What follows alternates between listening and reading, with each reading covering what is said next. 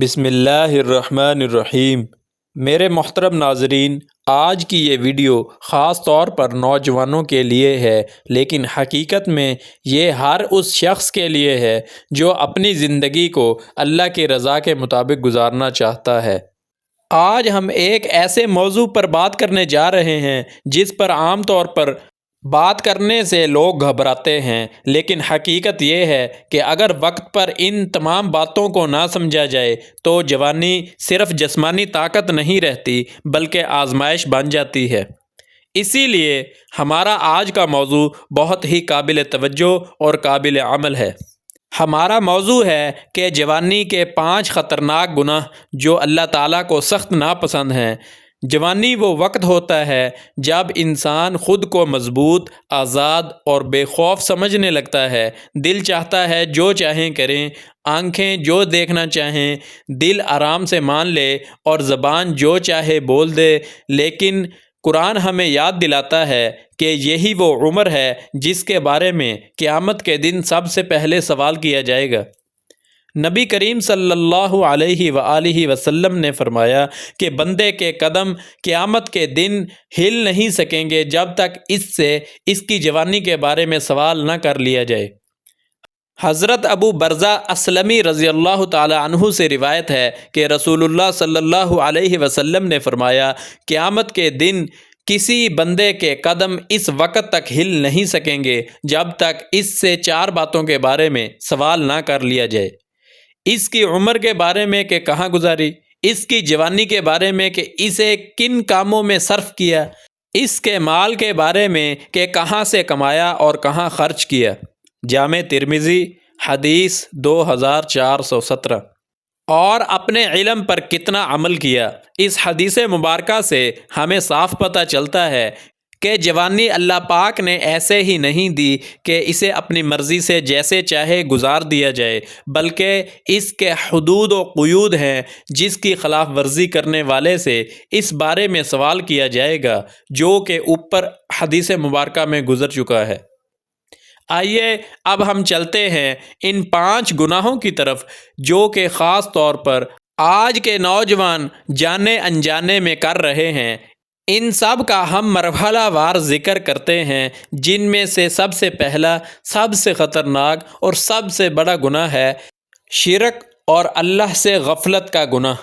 شرک صرف بتوں کو سجدہ کرنے کا نام نہیں، بلکہ دل میں اللہ کے علاوہ کسی اور کو سب سے زیادہ اہم سمجھ لینا بھی شرک کی ایک صورت ہے۔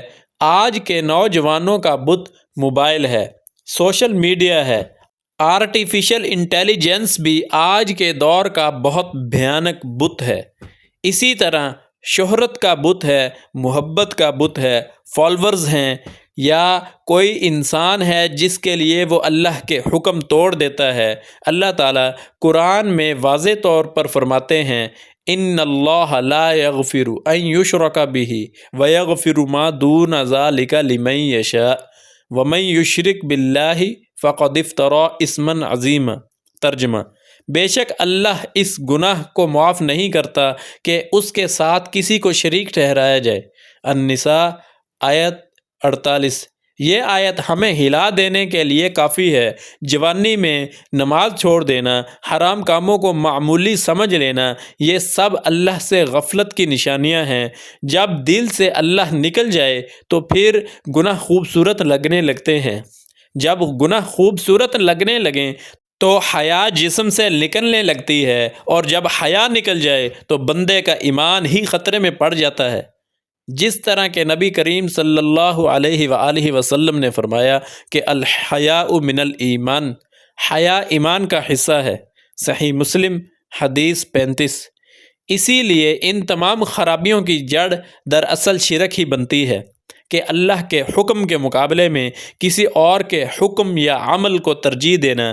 اسی طرح ایک اور حدیث میں ہے جو کہ حضرت ابو سعید خدری رضی اللہ تعالیٰ عنہ سے روایت ہے کہ رسول اللہ صلی اللہ علیہ وآلہ وسلم نے فرمایا، کیا میں تمہیں اس چیز کے بارے میں نہ بتاؤں جس کا مجھے تم پر دجال سے بھی زیادہ خوف ہے؟ صحابہ نے عرض کیا کیوں نہیں یا رسول اللہ صلی اللہ علیہ وسلم؟ آپ صلی اللہ علیہ وسلم نے فرمایا وہ چھپا ہوا شرک ہے کہ آدمی نماز پڑھنے کے لیے کھڑا ہو اور کسی کے دیکھنے کی وجہ سے اپنی نماز کو سنوارنے لگے، اور ایک روایت میں ہے کہ مجھے تم پر سب سے زیادہ خوف شرک اصغر کا ہے۔ عرض کیا گیا یا رسول اللہ شرک اصغر کیا ہے؟ فرمایا ریاکاری۔ دوسرا خطرناک گناہ ظلم ہے۔ ظلم مار پیٹ کا نام نہیں، بلکہ ناحق کسی کا حق دبانا یا کسی کو نیچا دکھانا، کسی کی دل آزاری کرنا بھی ظلم ہے۔ جوانی میں گرم خون کی وجہ سے طاقت، زبان و جذبات زیادہ ہوتے ہیں، بلکہ کبھی کبھار تو یہی طاقت وہ اپنے والدین کے خلاف بھی استعمال کرنے لگتے ہیں کہ جنہوں نے اسے پال پوس کر جوان کیا ہوتا ہے۔ اس لیے ظلم بھی اس عمر میں زیادہ ہوتا ہے۔ اللہ تعالیٰ فرماتے ہیں وَلَا تَحْسَبَنَّ اللَّهَ غَافِلًا عَمَّا يَعْمَلُ الظَّالِمُونَ إِنَّمَا يُؤَخِّرُهُمْ لِيَوْمٍ تَشْخَصُ فِيهِ الْأَبْصَارُ۔ ترجمہ، اور ہرگز یہ گمان نہ کرو کہ اللہ ظالموں کے اعمال سے غافل ہے، وہ تو انہیں اس دن کے لیے مہلت دے رہا ہے جس دن آنکھیں پھٹی کی پھٹی رہ جائیں گی۔ سورہ ابراہیم آیت 42۔ آج نوجوان والدین کی نافرمانی کرتے ہیں، بہنوں اور چھوٹے بھائیوں کا حق نہیں دیتے، دوستوں کو دھوکہ دیتے ہیں اور سمجھتے ہیں کہ سب معمولی باتیں ہیں۔ لیکن یاد رکھیں مظلوم کی بد دعا اور اللہ کے درمیان کوئی پردہ نہیں ہوتا۔ حضرت عبداللہ بن عمر رضی اللہ تعالی عنہما سے روایت ہے کہ رسول اللہ صلی اللہ علیہ وسلم نے فرمایا ظلم قیامت کے دن اندھیروں کی صورت ہوگا۔ بخاری و مسلم۔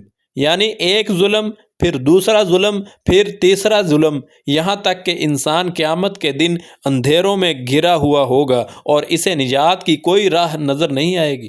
تیسرا سب سے بڑا اور آج کے دور میں سب سے زیادہ کیا جانے والا گناہ وہ ہے جو آج کے نوجوان کو سب سے زیادہ خاموشی سے تباہ کر رہا ہے، اور وہ ہے فحاشی، بے حیائی اور حرام تعلقات کا قیام۔ اندھیرے میں آنکھوں کا گناہ، دل کا گناہ، چیٹ کا گناہ، بیہودہ ویڈیوز اور تصاویر دیکھنے کا گناہ، اور پھر عملی گناہ جیسے زنا یا لواطت وغیرہ۔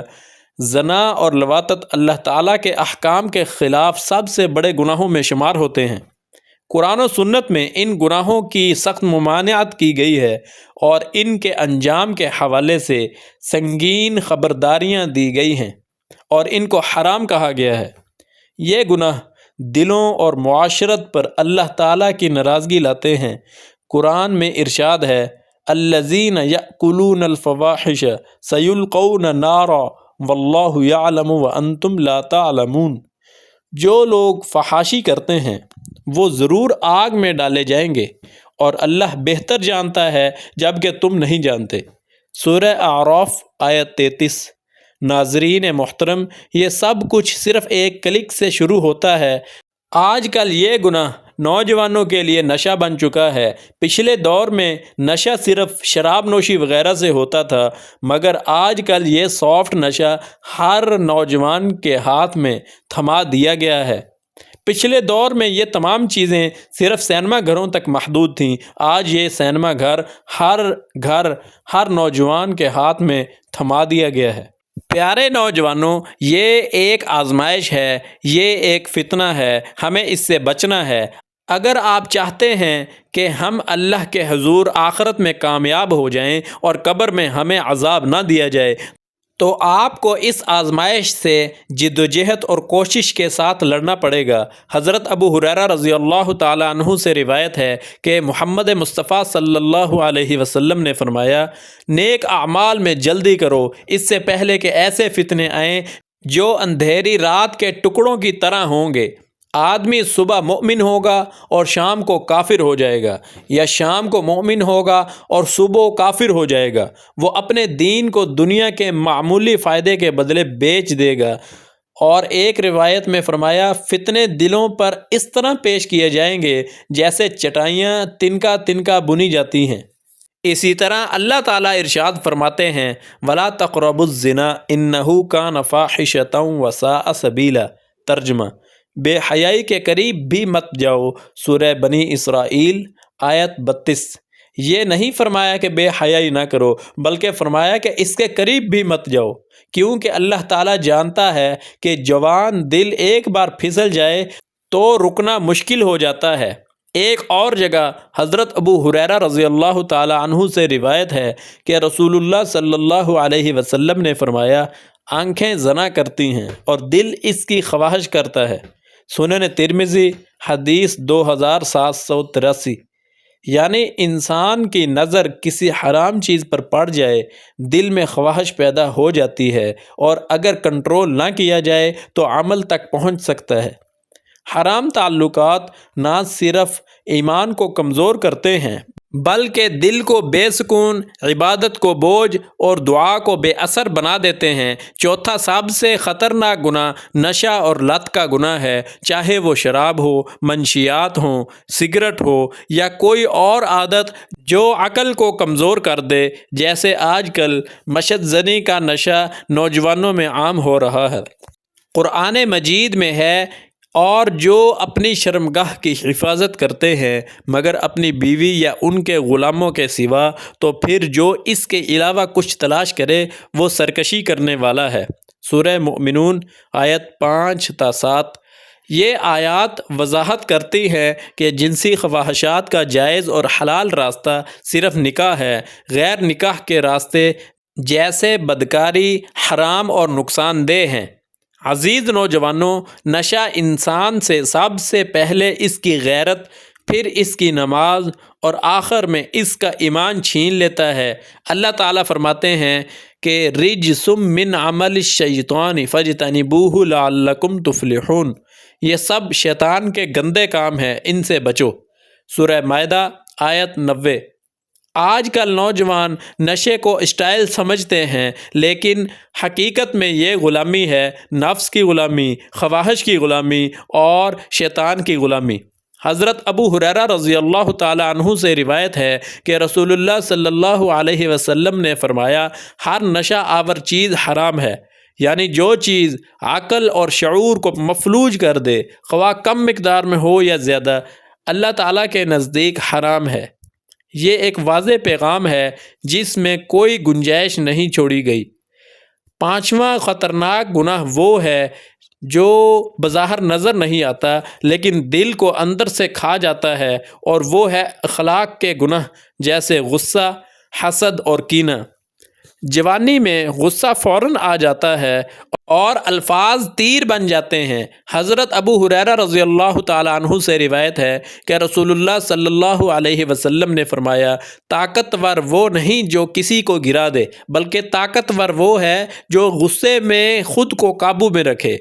یعنی حقیقی قوت جسمانی نہیں بلکہ اخلاقی اور نفسیاتی ہے۔ غصے پر قابو پانے والا شخص اصل میں مضبوط اور شجاع ہے۔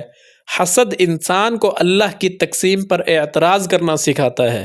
حضرت ابو ہریرہ رضی اللہ تعالیٰ عنہ سے روایت ہے کہ رسول اللہ صلی اللہ علیہ وسلم نے فرمایا، حسد سے بچو، کیونکہ حسد نیکیوں کو اسی طرح کھا جاتا ہے جیسے آگ لکڑی کو کھا جاتی ہے، اور کینہ انسان کو معافی سے محروم کر دیتا ہے، جیسا کہ ایک حدیث میں ہے کہ حضرت ابو ہریرہ رضی اللہ تعالی عنہ سے روایت ہے کہ رسول اللہ صلی اللہ علیہ وسلم نے فرمایا، لا يدخل الجنت نماما ولا حسودا۔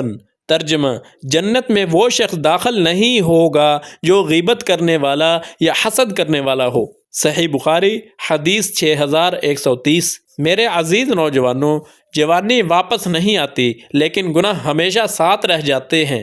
اگر انسان ان سے پکے اور سچے دل سے توبہ نہیں کرتا تو یہ اعمال قبر میں حتیٰ کہ قیامت کے دن بھی پیچھا نہیں چھوڑیں گے۔ آج اگر ہم نے اپنی جوانی کو اللہ کے لیے بچا لیا تو کل اللہ ہماری آخرت بچا لے گا۔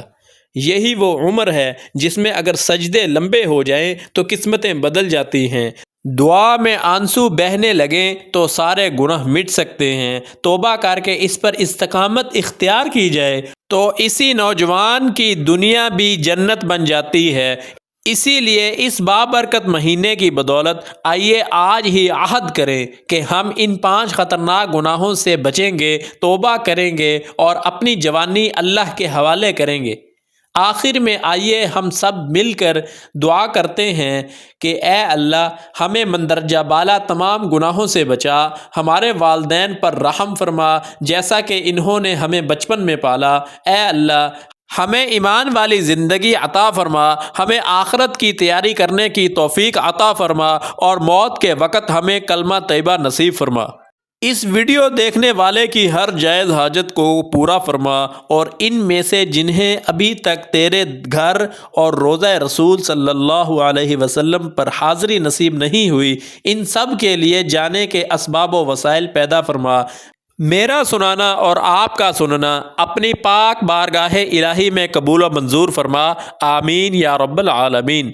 محترم ناظرین، اگر ویڈیو اچھی لگی ہو تو اس کو لائک کریں، شیئر کریں اور چینل کو سبسکرائب کر دیں تاکہ روزانہ ہماری روحانی تربیت جاری رہے۔ اگلی ویڈیو تک کے لیے اجازت دیجیے۔ اللہ پاک آپ کا حامی و ناصر ہو۔ والسلام علیکم ورحمۃ اللہ۔